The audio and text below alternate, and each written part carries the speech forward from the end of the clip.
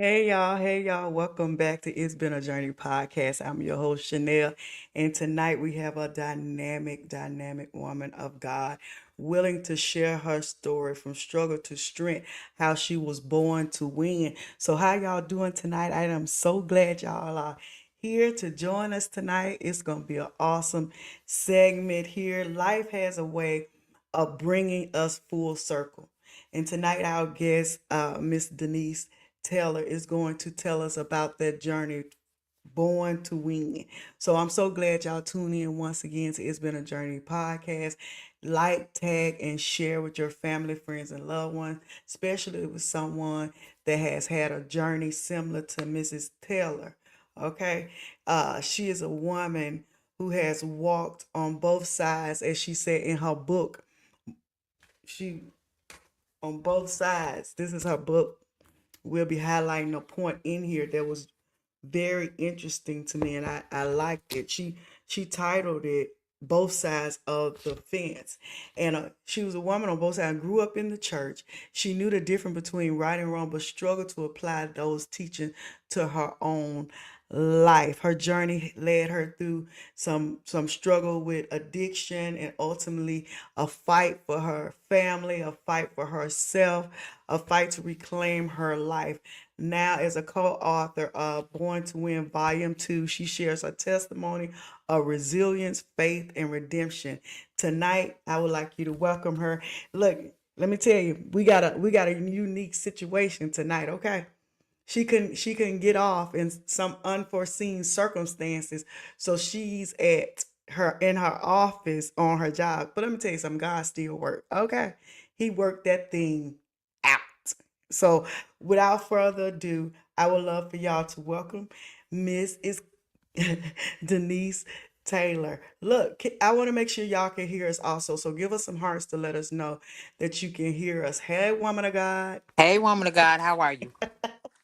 Awesome. Look, y'all, this is how she greet me every time she call. And sometimes I be like, girl, hey. I'm gonna call you by your name, woman of God.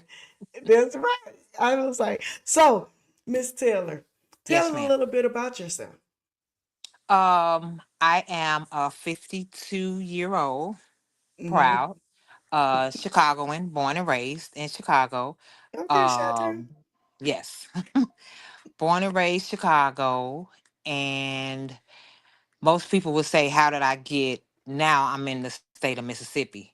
I was raised Chicago during school time, and in the summer, I was sent to Mississippi, right where I'm at now. Mm-hmm. Um, I have lived in over six different states. Wow. I'm not afraid of moving. I'm not afraid of change, and I'm definitely not afraid of adapting. So that's also a part of my journey. Wow. It's a That's part of my awesome. journey. A lot of people don't have the courage to move from one side of town to the next, but Right. But you'll go I state to state. I Girl, you my cousin, because they'll tell you, I Chanel get on down. I will move. But listen, I born to win. I get up, pack up, leave, leave Your computer is everything. lagging. Yes, ma'am. Okay. Can you can we got a good connection now? How you feel about it? Okay. Yeah. Say something so I can make sure it's catching up with you. Okay. Can you hear me? I can hear you now. Yeah. Do you need me to step outside? Oh, no, you good right there. Yeah, Okay. and it's clear right there where you are. So when Okay. you did this book, did your book, hmm this tell us about Born to Win Volume 2. How did it come about? Um, it actually came about, I'll say,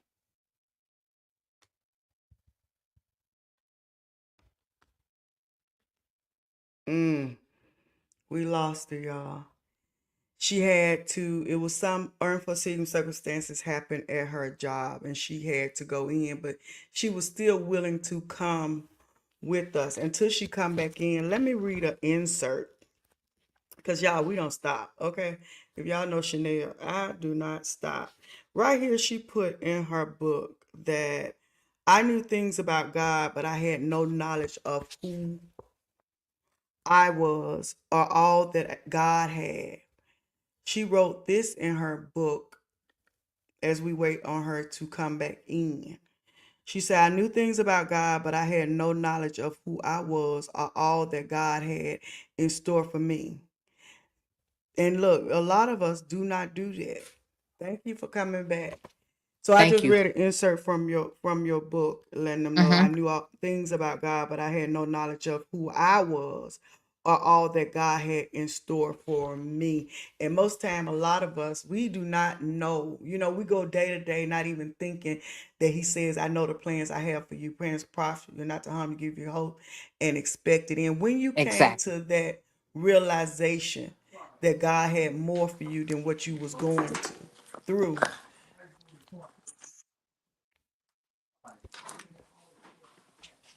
could you tell us about that? Now you know what? This Mm-hmm. podcast must go break some chains because we keep getting uh disconnected between the two of us. Right. So So if you want to step y- outside, it's up to I you, know you wherever say you ask. comfortable. No, I just want the connection to be good. That's what I want. I Mm. just want us to keep good connection. And yes, let me get my keys.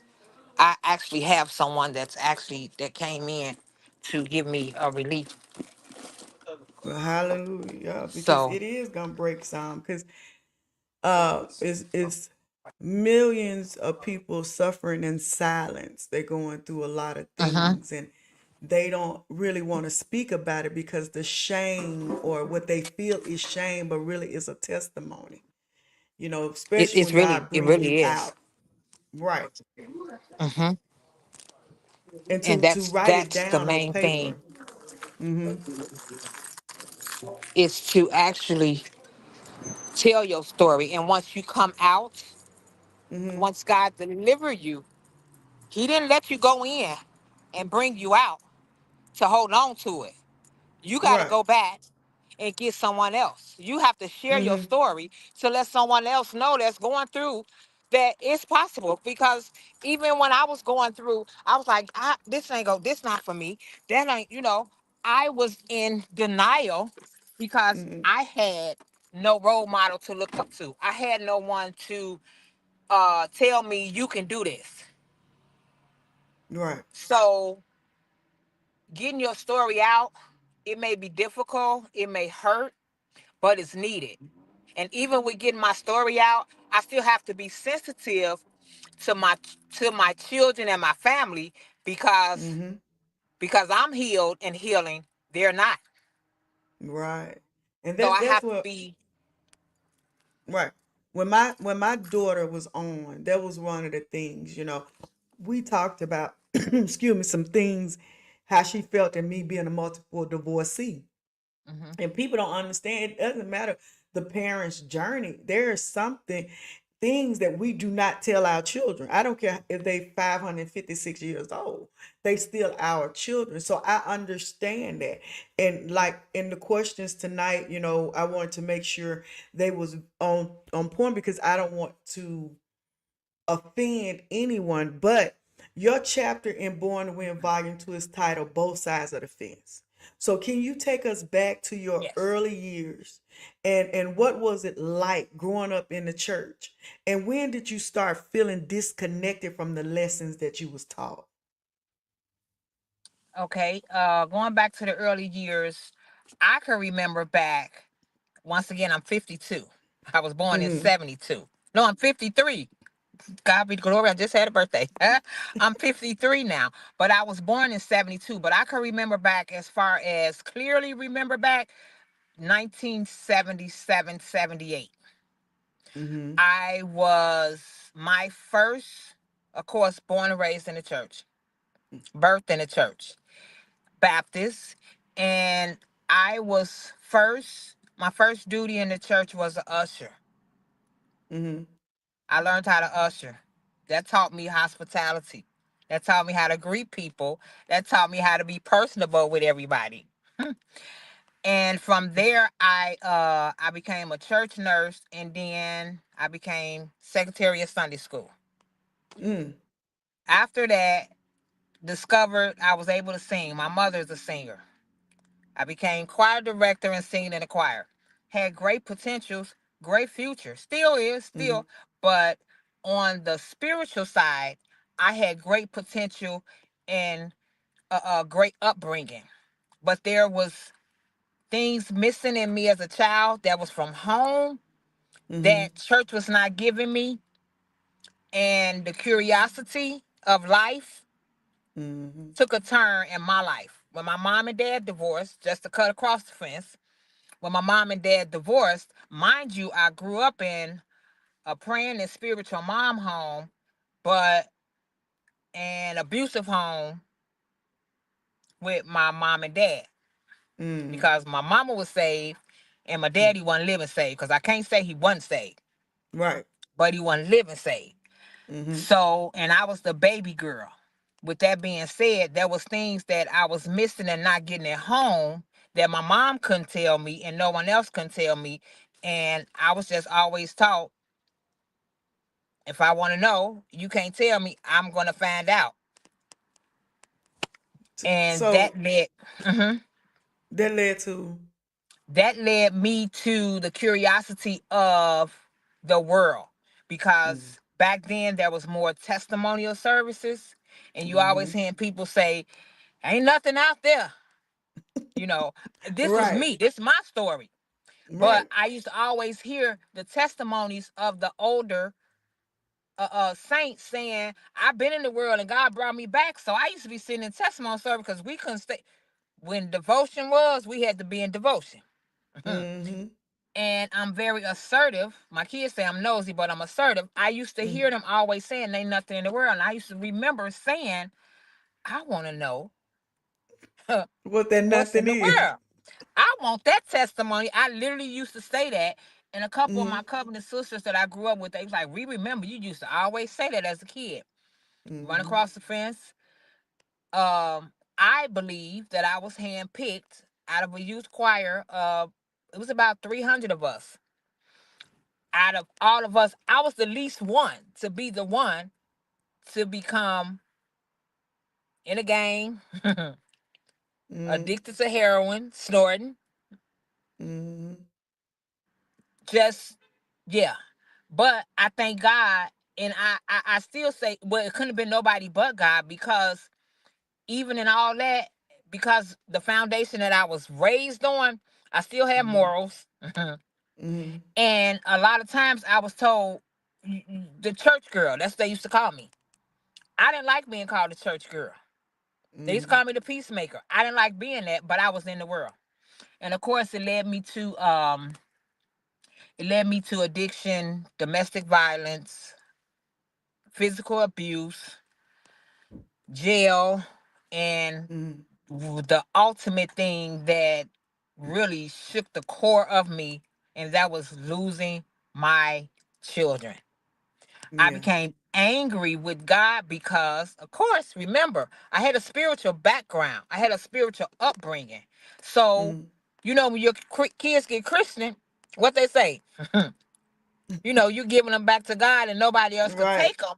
And then I'm like, Lord, how you say you the only one that could take them? The Lord give it and the Lord take it away. Right. But here, the state has taken my kids from me. Right. So look, when so many people struggle with knowing about God versus Hmm. knowing the truth about themselves, right? How Yes. did that disconnection? I know you was talking about you went into those various different things in there, but what was the turning point that made you realize? I know you said it was your children. I remember Hmm. in the book, that's one of, but what was that moment, even with the anger, when you was like, you know what, something has to change. If Hmm. not, this rabbit hole. I'm gonna go all the way down until I meet Alice in Wonderland. You know, so. Outside of my children, I was never actually comfortable doing what I was doing. But Right. it was like, it was almost like in too deep.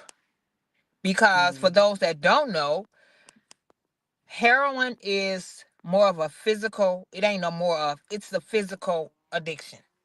There's a Okay. difference between heroin and cocaine. Cocaine is more of a nervous system. It deals with your nervous system and your mind. Mm-hmm. Heroin is a functioning drug. And it's not like I went out there and just said I was going to start snorting heroin. I actually was selling drugs, Mm-hmm. bagging drugs up. And if you familiar with watching movies from back in the day when they used to have the gloves on and the mask on, that was Mm-hmm. the purpose, because you wasn't inhaling and then it wasn't going into your pores. So that's actually Okay. how I initially became familiar. My body became familiar with heroin. And I Okay. wasn't wise about it because I didn't know. I went to the doctor and thought I had the flu, Mm-hmm. because the beginning symptoms of a heroin addict, of course, is flu-like symptoms, your nose running and all that. But what was the actual turning point to me was there was so many events in my life where God literally spared me. And now I Mm. understand of the prophetic gift that's on me, where I was literally like protected and shielded in areas where a lot of people didn't make it. Right. And it was like the Holy Spirit was dealing with me, telling me like, okay now, come Mm-hmm. on now, like beckoning and calling me. And I would go to church because that's my foundation. Once I got so depleted, I Mm-hmm. would go to the church. And I just go to a church, sit in the back of the church, and it's like I would go. I was just saying, I'll go to the church and get refilled and go back out there because of shame. I was Mm. ashamed.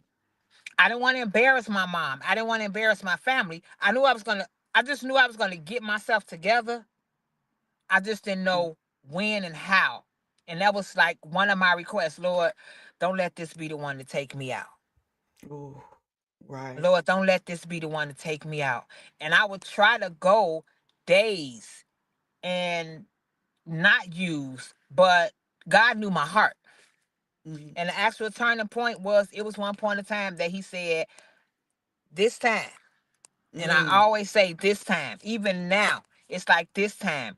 I went to treatment, didn't work, didn't work, didn't work. Until I literally heard God tell me, This time. this time. Not. So you experience both sides Mm-hmm. of selling and battling addiction. What Mm-hmm. do you think people misunderstand the most about those who find themselves in this world? The misconception that I have experienced on both sides is that people think because someone is addicted to a drug, because everybody have Mm. addiction to something, Something. right? Mm-hmm. They have this perception that we have no conscience, no heart. We don't think about, like, it's just, we just are, I don't know, I don't even know what word to use, but that's what keep us using. Guilt Mm. and shame. Guilt and shame keep you going back because you're guilty for one, your own self. Even though the Bible Mm. so say, for there's no condemnation. That you ain't even thinking about that scripture. Because when you look at your mom and your mom looking at you, you hurt, they hurt. Mm. Your family hurt, your kids hurt. You say you won't go do it no more. So Mm. all of these issues on top of the issues that even made you start using, on top of issues. Right. And I'm just here to tell you that is incorrect. That's incorrect. Most addicts are dealing with, and this is I can't say it's a statistical fact, Mm-hmm. but it's a life journey fact. Most addicts have either rejection issues, mama issues, daddy issues, Mm. molestation issues. There's an issue that's in them that they are trying to medicate Mm. and suppress. Wow. Yeah, most people don't even think about that. They was like, "Oh, you went tried this, and so you wanted to, you liked it so much that now you didn't got hooked and you can't do da da da da da." But no one looking at the mental stamp. Why did you even go over there for comfort? That's like when young men join a gang, they looking for a family, a close knit something. Every looking for, even when you start smoking cigarette, there's a comfort somewhere, like Comfort. a Yep. secure a security blanket, because And it's the you same can thing hate it. with that cigarette. Mm-hmm. Now Mm-hmm. you just hit the nail on the head. People's like, well, I don't see how you can go use a drug and you know it's gonna do this and do that. I don't know how you can go smoke a cigarette and you know it's gonna cause cancer and do this and do that. It can cause cancer to everybody around you before it causes cancer to the one that's smoking it. That But you smoke. go smoke it Mm-hmm. and it's legal. Mm. So don't be so critical on the one that's using the substance and not Mm. understanding why they're using the substance or having empathy of them for using the substance, because you have people neglecting their kids for a man. You have people For neglecting their gambling. kid for clothes, for wigs, for Mm. eyelashes, hair, and nails. Mm. Oh, So y'all men, some men too. We ain't want, for a we free ain't for a gonna just say the haircut. women. Exactly. They neglect their kids because of another woman. Mm. So what would you say to someone who is still, caught up in the cycle, still out there, still feel like they can't let go, feel like it's no use to, because I failed this many times. And I'm gonna tell you something, most time that's what it is. Even like we talked about, me and someone last week, out my guest last week, we was talking about Miss Donata Beckwood out of Ohio, when we was talking about, the eating thing, the eating Hmm. disorders and all of that. And even when you tell yourself, I'm through with this donut, I'm through with this Newport, I'm through with this heroin, I'm through with him, I'm through with her, and then you lie to yourself. So what you tell, I mean, this is not just people that hooked on some, but the cycle on of habitually going back, lying to yourself. Well, that was What would you that you say? you you hit the nail again on the head. So we connected, woman of God. That's the first thing, because that's my life mission and my life goal is to help anyone that wants to transition from any of it. Mm, But my first thing and the first step, you have to want it. You have to mm, admit. You have to say, you know what? Because that I'm gonna ask you. First of all, do you want to stop getting high? right. Do you want to stop, like you say, the last podcast? Do you want to stop eating honey buns? Mm-hmm. Do you Cupcake, want to fat cake. stop? You have to have the desire to want it first. And Mm-hmm. then once you have the desire, then you actually go through the actual necessary steps. I've been delivered on both levels, naturally and Mm. spiritually. Hallelujah. Y'all, I think she probably went out again. Look, this is like, tag, and share. Tag it to your people. I'm telling you, this is some good stuff. This is good to me. We need to know about addiction is real. Okay. We hopefully she'll be able to uh come back. But listen, if y'all just catching in, she is talking about living a life on both sides of the fence, growing up in the church, then end up out in the world, addicted to heroin, uh fighting for her life, fighting for her respect, fighting for her children. She is sharing her journey, and y'all need to be on here. So like, tag, and share. This is very important. Can you hear me, Sister Yes. Taylor? Okay, Yes. okay. So when you were saying, what was you saying about, people Uh, still caught up in there and well, if first you have to identify, do you want, first you have to mm-hmm, identify I have a problem. mm-hmm, Like I, I knew I had a problem, but I like how it made me feel because Mm. it took all inhibition away, right? It Mm. took the thought away. But it got to a point where it didn't even soothe the thought anymore. Right. So now it's to the point I'm just out here doing it because now I'm addicted to it. I Right. need it to Mm. function. So I literally was working a job because now I'm tired of this life, but I have to kind of walk half and half because my body and I'm still addicted, but I don't want to be out there selling drugs no more. God done spared me from going to the penitentiary. He done spared me Mm-hmm. from being killed in raids and stick ups and just all the things that come with that lifestyle. Mm-hmm. So now I'm actually working a job and I get what I need, go to work, go in the Mm. house. Um you just need support, Mm. genuine support. First of all, you need the Lord. Let me go Right. back. That's number one. That's key. Mm. You need to cry out to God and ask him to help you.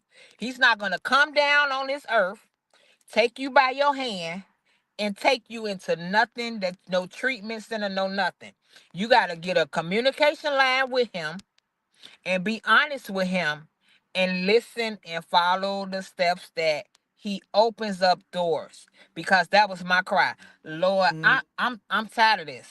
And he literally, I didn't do, I took me 3 times. Mm-hmm. It took me Yeah. 3 times to get it right. Again, this time. Right. And losing my children was the first time, Mm-hmm. because I went through it twice. The first time I was kind of playing with it like they ain't, oh, they took them swiftly because I still had a street mentality, Mm-hmm. and I was leaning and depending on my family go have them. Mm. That was back in the 90s when everybody was getting everybody kids. So it was like, okay, my Mm-hmm. family go have them. I'm cool. It ain't like they going to a stranger. But that second time around with my baby girl, I had already shifted from that lifestyle already. But because of my past, Mm-hmm. it brought all that back up. And then Mm. because I hadn't completely surrendered my will over to the Lord about addiction, I found myself slipping back. Right. People, places, and things. But when it smacked me in the face again the second time, not this time, Mm. I strapped up my boots. What'd you say? Strap them boots up? Yeah, right. Put your bootstraps on. I put them bootstraps on and was like, okay. And that's when the um, the other side of the fence came into play, because now Mm-hmm. I have moved away from. I had to move away from the state. I got married. Believe it or not, I was a certified pharmacy technician. Right.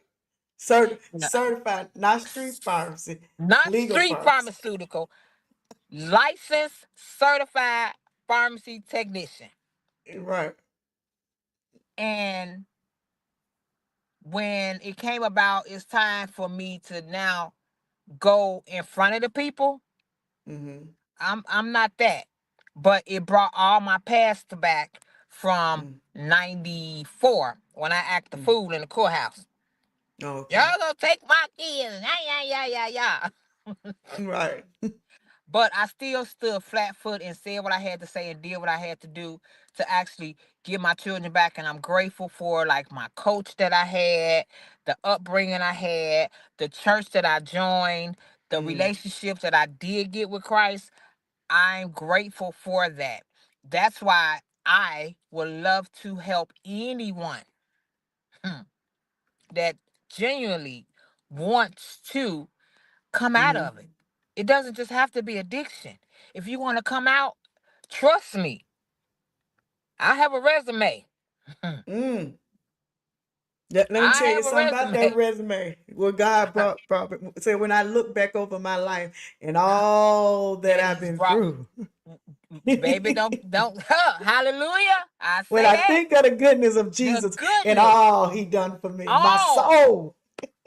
Mm. Now you can stand up when you said back in the day when you was the young girl in the church. Now you can say I done been out there, I- Now I and have a there's nothing. testimony.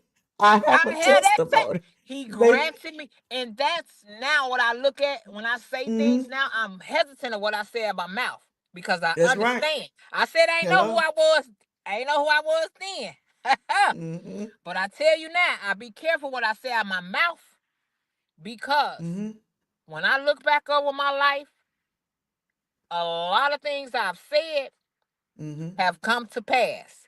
It may took mm, 10 years, may took 20 years. This book, I used to say, my life is a book. mm-hmm. Never knew I was gonna go on somebody's live, and when I get on And, their live, they tell me my whole story you in know, this book. there it is. Let me tell y'all, y'all want to share your journey, contact me. I purchase my books. I don't get them for free because I want to support. So, I mean, so now we want to know this. Mm-hmm. And today you stand as an advocate Yes. for and a defender for those struggling with addiction. Yes. What does healing look like for you now? And how do you use your experience to help others find their way to freedom? Healing looks like to me now, like me. Mm-hmm. I Mm. mean, I'm healed and I'm healing because I'm Mm-hmm. not totally whole, but I'm healed. Now, as far as the addiction part and a lot of the trauma of it, I'm healed. But as Mm-hmm. far as like my children, because you don't know until your kids get older the damage that you've done. When you think you're not doing damage, you're not even being there is damaging to your children. Mm. Your absence, I'll say that. Your Right. absence from your children is damaging to them. It teach them it's a form of rejection. Yeah. They feel rejected unintentionally. Even Mm. parents that work a lot, Yeah, that was my thing. it's a form of I, rejection. It's a seed. I'll say it's a seed of rejection because that's going to be a main thing in my actual book, rejection, because a lot of things stem from that. Rejection has a whole lot of components, mm-hmm. but healing looks like I'm not ashamed. I'm not ashamed of what I've been through, and honestly, I'm grateful that God trusted me. Mm. He trusted me. He shielded and covered me in it because he knew that little girl right there, she go help snatch some out. When I get Right. finished molding her and refining her, she go and she go snatch some out. She ain't gonna be afraid. So that's why I advocate. I advocate. I don't have a Mm-hmm. problem. Now I understand why the Lord allowed me to be able to move and move because I can adapt quickly. Mm-hmm. I don't think I'm too much. I know how to talk to the president of the United States, and I know Mm-hmm. how to talk to the prostitute on the street From the highways to the back. within a blink of an eye. I could be talking right now and go right into what I need. What and it's a joy. Mm-hmm. It's a joy to see someone come out because I mean, honestly, I used to say it out my mouth, and I thank God that's one thing that Mm-hmm. did not come to pass. Because I used to say, I'm not gonna live. I don't know, was it 25? I don't know. I know I said I wasn't gonna live to see 50. I didn't think I would live to see 53 But because bless God. but But God. God. Mm-hmm. Yeah. So being healed, it's a everyday journey. Oh, It's still a everyday, day by day walk. It's not a desire of mine, but it can be a trick of the enemy. Mm-hmm. Because if you're not wise, you'll find yourself doing things that will trigger you and make you be like, wait a minute. And they call that a dry drunk Okay. because you're not intoxicated, but you're doing all the functions of intoxication. Right. You're doing all the So actions. So Mm-hmm. right here, this moment, I'm gonna yield the floor to you. Talk Mm-hmm. to ones that's out there that maybe still struggling, ones that just coming out. Because I tell anyone, they have a 12-step program, but God can bring you out at the first step, the second, like you said, a third step, or the 12. It means, but your journey is your journey, and God has something for you. So right here today, what would be your message to anyone dealing with whatever form of addiction they're on? Sex, lies, videotape, because people think that one thing is you Is can have addiction to lying. I mean, like a professional novelist, and you ain't getting paid. So exactly what would be your my pitch, my yeah, support, yeah, my yeah, call. your support to them? Well, my first support would be, how bad do you want it?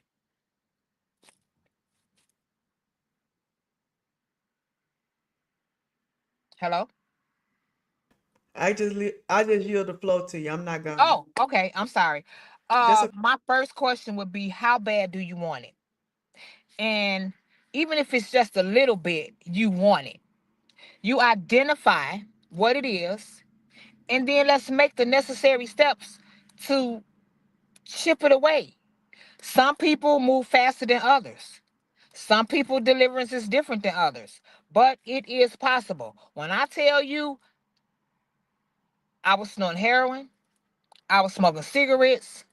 I wasn't really a very promiscuous because my mama was married, so I that's something I didn't. And then I didn't like that.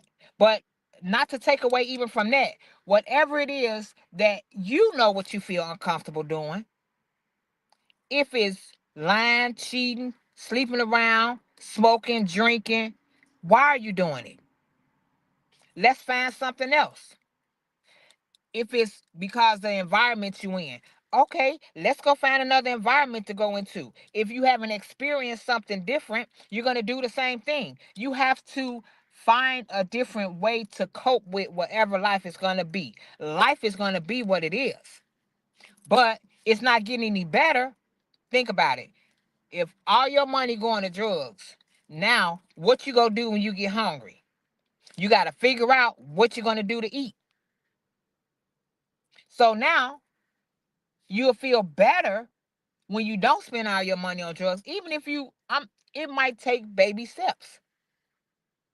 When I stopped smoking, I went from buying a pack a day to buying loose cigarettes to buying a cigarette and smoking it and putting it out, lighting it back up, putting it out. It might take different steps, but steps become baby steps become big steps. Big steps become hurdles. And then you find yourself, you look back, you was like, it's been 30 days. I used to be a cusser. I can cuss you good. And I was like, Lord, in James, the Bible say in the 4th chapter, you can't curses and blessings can't come out of the same mouth. And eventually, the Lord, I noticed I wasn't cussing as much. I wasn't cussing. And then I catch myself like, ooh. And then anything that's a habit, it don't just happen. It's a thought, it's a process, it's an action. So it don't just happen at the snap of a finger. You can get the urge. When you get the urge, you should be able to pick up the phone, call somebody. Look, I'm feeling bad. I want to go have a drink. I want to go smoke. I want to go over this man house. Pick up somebody. Pick up the phone, call somebody, and let them talk you down. Once you come down, all right, you might go back up in the next 2 hours.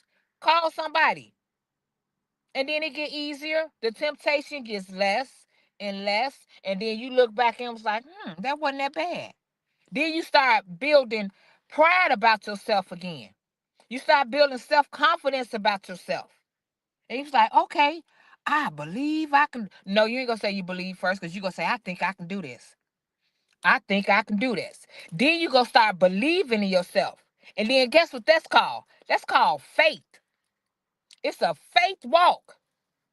But until you get there, you use whatever words you need to use until you take the next step. It's just like walking a baby, having a baby walk. You gonna fall, you gonna bump your head. But you know what? I'm determined. Be determined to stay on the path of recovery. Stay on the path. The journey, everyone has their own journey. Your journey don't look like my journey. My journey don't look like your journey, but it's a journey. And I'm here to help anybody on their journey. If I can help you, it's a fork in the road. Once I help you get up and stand up on your feet and get strength in your ankles and your knees, and you can take off on your journey, you go back and you help somebody else.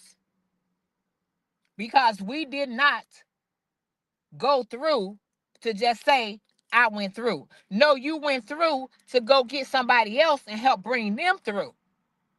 Because you are a living testimony. As the Bible says, they overcame by the words of their testimony. People, I don't look like it. I don't, no, I don't. I don't look like what I've been through. I've been through domestic violence. I done slept in the park, pregnant, sleeping on the park bench, sleeping on the sliding board. I don't look like what I've been through, y'all. I tell you, I don't. And this chapter in this book, I was a co-author with other women telling their stories. But I have multiple books. I have books. I have books inside of me that I have to get out because people are, one, ashamed of their stories. They're ashamed of where they've been. And I just want to help those that need help. I don't have a problem with giving my information. I just want to help those that won't help. Now, what you're not going to do is waste my time because I've been there, done that.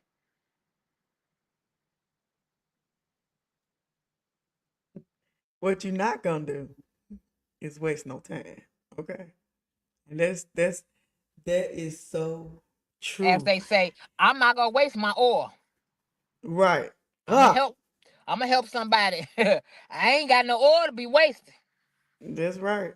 I'm going to help those that Oh, won't help. so when you are do you have a link? Are you forming your own link, or can they email you if they need your help? Uh, would Yes, you give them your email and contact information? Give them your email information, and if they need, they can email you. You know, because y'all, we on this journey together, and it's yes, gonna take all of us. You know, the song said, "We need each other to survive. I need you, you need you me." need me. Right? Yes. So, give them your contact information for me, for you. Okay, my actual name again is Denise Taylor. So you can Google me if you want to. You already know half of my story. How about that? But my email address is D for Denise Taylor, Taylor, Enterprise, one word. So it's D Taylor Enterprise 1972 at gmail.com. And this woman of God has just like opened up this platform for me. So unfortunately, I don't have a link yet, but I guess that was a sign right there that I need to thank you, woman of God. See? And we all need Amen. each other because she's picking me up, pushing me, pulling me. Well, that's what I'm here for. Like you said, when you come out and God leads you to do something, you go back, reach one, teach one. That's You right. learn something. So remember, it's detailerenterprise at gmail.com.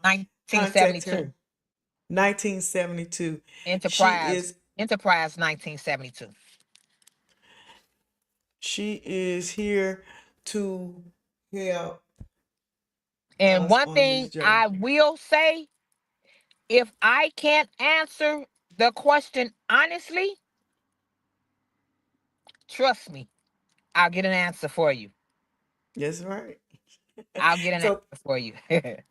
So thank you so much for joining us tonight. Your journey is nothing short of inspiring. It reminds that no one is beyond redemption, and every setback can be a setup for something greater.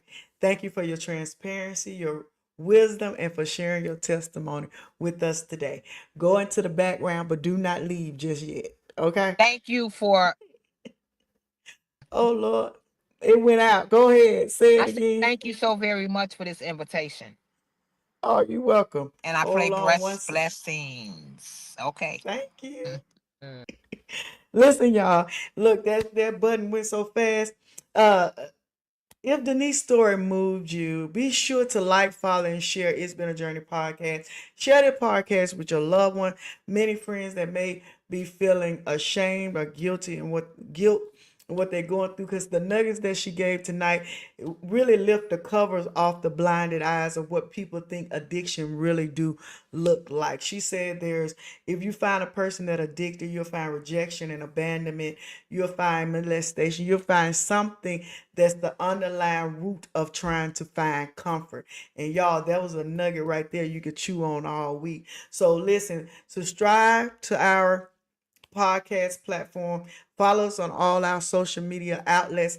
If you would like to share your journey with Rep Your Grind, please, please, please contact us at benajourney@gmail.com. You can message us at It's Been a Journey. And we are so glad you came to be with us tonight. Go back, listen to what she said, because it may be something you missed, or maybe something you just want to hear again that resonated with your own journey. Your own. We may step different, but sometimes we step in the same puddle. So until next time, y'all, we got each other and we on this journey together.